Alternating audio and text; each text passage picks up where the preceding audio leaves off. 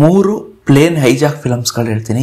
ಖಂಡಿತವಾಗ್ಲೂ ಈ ವೀಕೆಂಡ್ಗೆ ನಂಬಿಕೆ ಇಟ್ಟೋಗಿ ನೋಡಿ. ಫಿಲಮ್ ನೋಡಿದ್ಮೇಲೆ ಒಂದ್ ಒಳ್ಳೆ ಫಿಲಮ್ ನೋಡ್ದೇನೋ ತೃಪ್ತಿ ಸಿಗುತ್ತೆ. ಮೊದಲನೇ ಫಿಲಮ್ ಬಂದು 1990ರಲ್ಲಿ ರನ್ನಿ ಹಾರ್ಲಿನ್ ಅವರ ಡೈರೆಕ್ಷನ್ ಅಲ್ಲಿ ಬ್ರೂಸ್ ವಿಲಿಸ್ ಅವರು ಆಕ್ಟ್ ಮಾಡಿರುವಂತ ಡೈ ಹಾರ್ಡ್ ಪಾರ್ಟ್ 2. ಈ ಫಿಲಮ್ಗೆ IMDbಲಿ 7.2 ರೇಟಿಂಗ್ ಸಿಕ್ಕಿದೆ.